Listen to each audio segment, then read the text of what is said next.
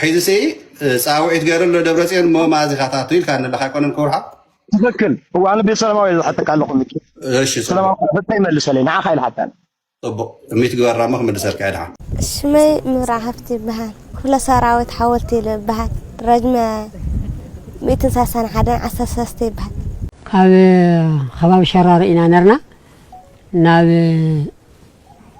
شرينا هنمتلنا عيتنا قرنان كان دون دماغه كتنكفاكو ነው ወሰደ ዘዋላ አትፍሩ ምናምን ማሉና ዘዋላ ወደ ህክምና ተገብተው እስካሁን እየተንከፋኮ ነው ያለው የፈለግነው እንበላለን የፈለግነው እነሱ ይበሉት እኛም እንበላለን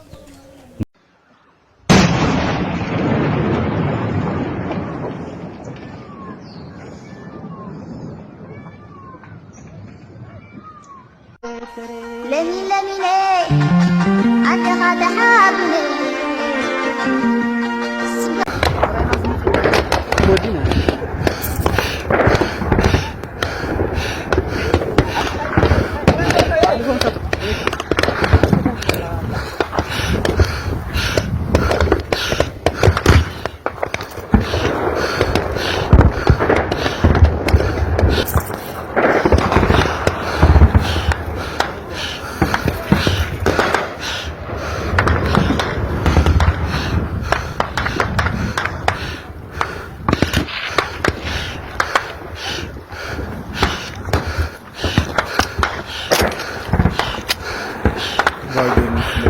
wah pernah kami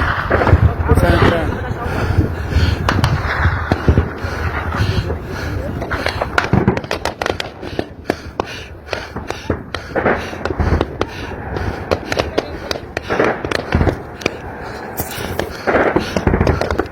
كاب خباب شرار إنا نرنا ناب شرينا هنمتلنا عيتنا قرنان ناوزوت آخر تخرج لكم توهيلي تناقرنا راح توقوسي توهيلو كاو خاو كاب شرارو ناب سنبل كابي بعد ما تأتخانا وزي قطلو نا أخيدنا نا إرترا مكينا أو تنحنانا كسعنا سودان دنبر حيزنا مزين كاونا سودان دما تقبلن دما ناوزي مزينانا أوزي ومسجرنا بجالو أجرنا أفتو تحت هذا العميق ودق أو بوت أين حدنا نرنا سئلنا ده حرب ذو وجخ خفت نتلجن مدلاو قال ملا نرو قال أنا را تاو تخص جميرو أما نقول تخص جميرو مدلاو بدن بزي خنا ثم نقول قالات نرني تدالو زي كأما نقول تخص جميرو زي شو وين جاي ولا يبها 4 كورميت ساتان قلتن كورميتنا ثلاثة قلتن كل ترى صنعت شركة تستحق تمهاري تبغى ورحي طوحي طامتنا سك حملة كافت تكذا هاي طرنت في مرفت تكذا هاي تمام تضحينا أنا ما كاو تخص الساعة عنا هاو نفتروارينا فتروعنا تضحينا صبوا يسكفت برخة سكادا لنا هو اللي شعب سنتناون بزح قابل قربنا شاور منامن أو مسامنا منامن هنا ملكسون هنا صبوا واي ملكا من غرفوا ويكع سلام راحين تندلبا ኢትዮጵያ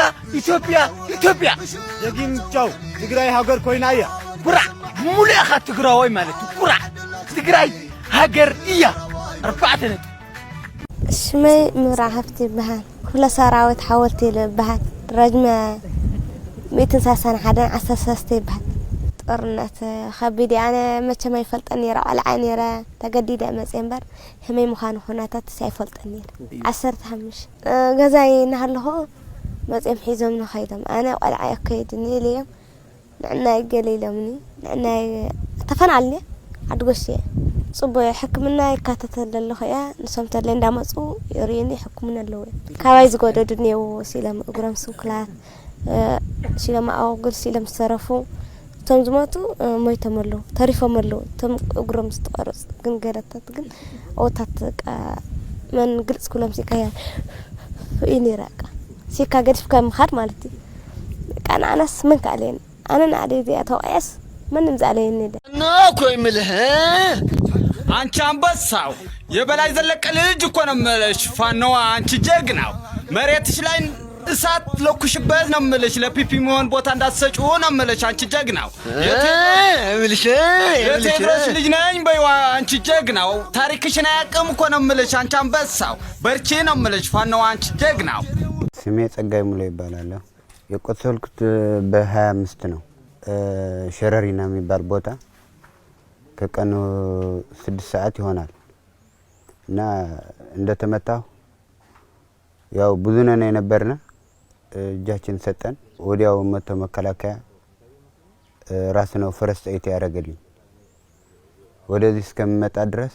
እያጠው ደም እየፈሰሰብኝ ነበር። እየጠረጉ እያሉ እየተንከባከቡ ነው ያመጡን። ምግብ በሰዓታችን ነው የምንበላው። ፍርናሽ ማለ ሁሉ በቃ አሪፍ ነው የሚንከባከቡ ነው ያለ እና እናመሰግናቸዋለን። በቃ እንደ ወንድማቸው በቃ ተንከባክበው ነው የወሰዱኝ። እዛ በኋላ አትፍሩ ምናምን ዋሉና እዛ በኋላ ወደ ሕክምና አስገብተው እስካሁን እየተንከባከቡን ያሉ። የፈለጉን እንበላለን፣ የፈለጉን እነሱ የበሉት እኛም እንበላለን። ምንም የከፋነ ነገር የለም። ጥሩ ላይ ነው ያለነ። በቃ ወደ ጦርነት እንዳይገቡ በቃ እንድተውት ነው የሚፈልጉ። እንደኛ እንዳይሆነ ጥሩ ነገር በቃ እንዳይወጡ ወደ ውጊያ እንዳይገቡ በቃ እንትን እንዲሉ በቃ እንደከለከሉ አንዋጋም እንዲሉ በቃ እንደኛ የኛ እጣ እንዳይደርሳቸው ብዙ ሰዎች ስለ በረሃ ላይ ተነ ስለመጣን እንድተው ነው የምንፈልገው። ልዕሊ 200 ሰልጠንቲ ተገፊፎም ዝኣተዩ ካብ ዕዳጋ ዓርቢ ብእግሮም ፋሕፋሕ ኢላ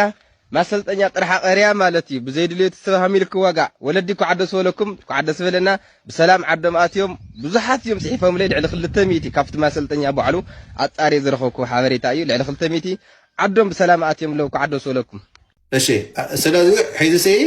ፃውዒት ገይረሎ ደብረጽዮን ሞ ማዚኻታት ኢልካ ንለኻ ይኮነን ክውርሓ ትክክል እዋኑ ብሰላማዊ ዝሓተካ ኣለኹም እሺ እሺ ሰላማዊ ፈታይ መልሰለይ ንዓኻ ኢልሓታን ጥቡቅ እሚት ግበራሞ ክምልሰልካ ይድሓ أيوة ريها فيديو خفيف تنيخو سبعين دي سرعتي هاي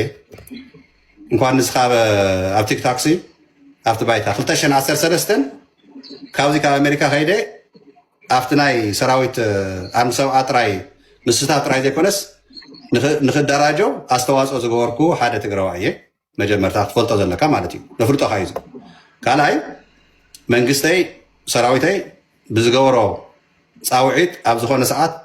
ናፍታ ዝመደበኒ ይብገስ። ኣብዛ ሰዓት እዚኣ ግን መንግስተይ ኣብ ዘለኽዎ ሃገር ኣብ ኣሜሪካ ኔኹ ሃዲምካ ትብለኒ ኣለኻ እንዳጋጣሚ ኮይኑ ኣሜሪካ እያ ዓብያነ ዳርጋ መብዛሕቲ ሂወተይስ እታ ትግራይ እውን ተወዲደላ እምበር ኣይፈልጣን። ኣብዚ ሰዓት እዚኡ ነፍልጦ እንድሕር ዘይትፈልጠን ኮይንካ ማለት እዩ። 2013 ግን ወፍራድላ ክዛዘም እንተሎ ውሽጢ ትግራይ ኣነ ብምዕራብ እየ ነይረ ምስ ሰራዊት ትግራይ ማለት እዩ። ኣርሚ ሰብዓ ናብ ስራሐይ ግን ክምለስ ዝገበረኒ ትህድማ ትብሎ ዘለካ እቲ ናይ ሰልጠነ ግርማይ እቲ ኤርትራዊ ዝበሎ ፕሮፓጋንዳ ኒካ ትሰርሕ ዘለካ ጥሪ ኣረጋይ እውን ዝሰምዐና ስለ ዘሎ ኣብ መቐለ ብሓደ ምስ ኣረጋይ እውን ሽዑና ተራኺብና ኣብ ትግራይ ከይደ ሰራዊትና ዝገብሮ ነበረ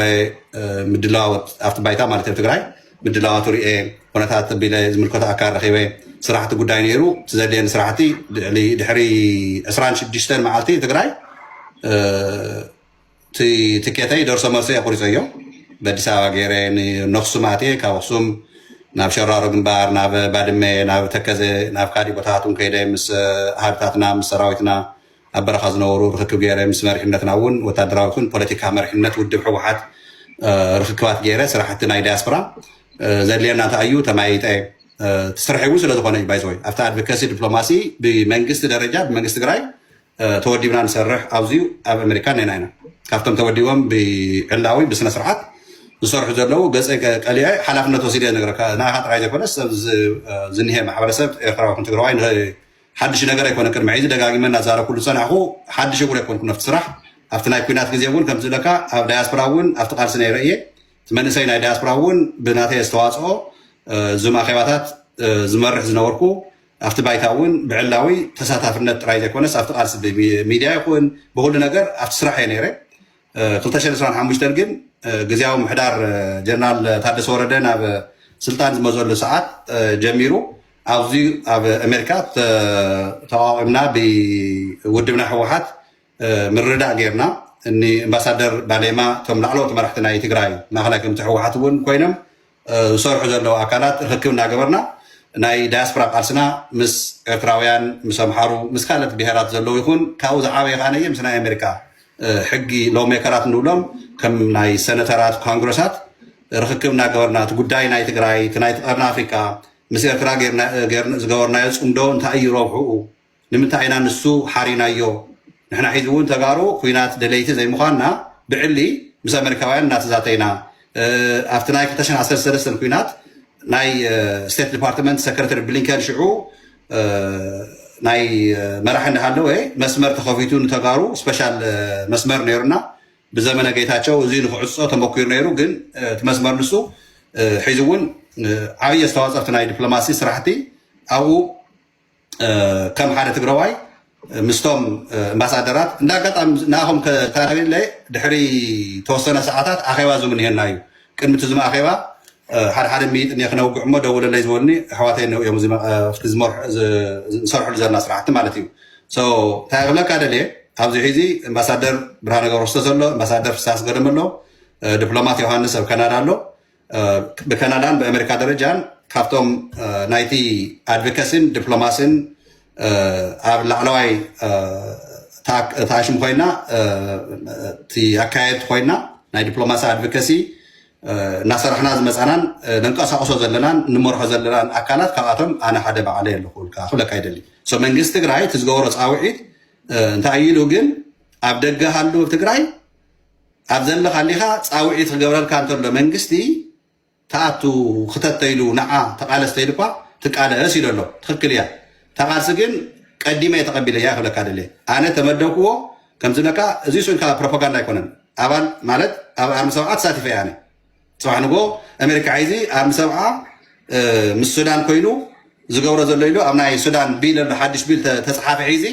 ኣብኡ ጌጋ ምኳኑ ኣነ እውን ኣብቲ ባይታ ዝወሰደኒ ዓደይ ክጠፍእ ስቑ ኢለ ይርእን ኢለ እየ ዘይጋይ ኣሜሪካ እየ ኣብ ኣርሚ ሰብዓ ናብ ኣሸባርነት ይኹን ናብ ዝኾነ ተኣትወሉ ምክንያት የለን እዩ ምክንያቱ ተጋሩ ኮይኖም ዓቀብቲ ሕጊ ዝነበሩ ተጋሩ ኮይኖም ካብ ምዕራብ ትግራይ ካብ ሞት ዘምለጡ ናብ ሱዳን ተመሊሶም ሰራዊት ተመስረተሉ ንባዕሉ ውሕስነት ከም ትግራዋይ ክነብር ኣይፈቅደልካን እየ ዝበሎ ስርዓት ብልፅግና ኦሮሞ እዚዩ ንክንምክት ህዝብና ክነብር ኣብ ዓዱ ክነብር ዝኸልከለ ስርዓት ብልፅግና ንዚ ንምምካት እዩ ኣርሚ ሰብዓውን ተመስሪቱ ኣነ እውን ተሳተፍኩሉ በዚ ምክንያት ኢለ ኣብ ናይ ኣድቮኬሲ ኣብ ናይ ዲፕሎማሲ መንግስተይ መንግስቲ ትግራይ ዝሃበኒ ዕዮ ይሰርሕ ኣለኹ ኣይ ካብ ዝኒኻዮ ስራሕ ሒዚ ውፃእ መፂኻ ኣብ ባይታ ከላሽ ሒዝካ ንዓግጠም እንተይልካ ነየ ናብቲ ኣሃዱ ዝነበርክዎ ናብ ኣርሚ ሰብዓ ይፅምበር ማለት እዩ ዝሓወይ ካልእ ሕቶ ኣለካ ዲ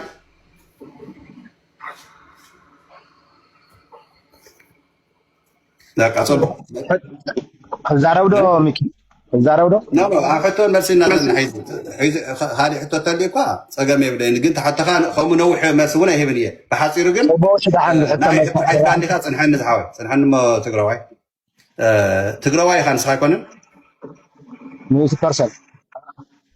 እሺ ፅቡቅ ስለዚ ትግራይ ስዒራ ክትወፅእ እቲ ዕላማ ካስ ወይ ከዓንስ ትግራይ ብብልፅግና ትምራሕ እቲ ዕላማ ትግራይ ብብልፅግና ክትምራሕ ዝገበረኮ ውድብካ እዩ እምበር ኣነ ኣይኮንኩን ሚኪ ኣኾንካ ሃደ ሂወዮም ሕቶ እንዲ ሓይተካ ኣነ ሪኢኻ ኣኽቢረ ብስነ ስርዓት መሊሰልካ ኣነ ተሓቶይ እንታይ እያ ብልፅግና ክመርሓ ዲኻ ትደሊ ትግራይስ ትግራይ ስዒራ ክትወፅእ የለ ብልፅግና ብትር ትግራይ የመርሓን ወሎ ሚኪ ዋ ብልፅግና ትግራይ ኣይመርሓን ኣስናኑ ኣርጊፍና ሽዋ ኢናእቲናዮ ኣለዋ ኣበይ ምንም በስቀደሰ የደካ ደቂ ኣብሽር ሕዚ ናብ ካልኦት ካልኦት ፅንሑ ዝስሕበኩም ዘለኹ ሕዚ ንሕቶ ኢለ ዝስሕበኩም ዘለኹ ሕሞራ ሕቶ እኒካ ድዩ ሶሪ ንኣኻ እውን ረሲዕካ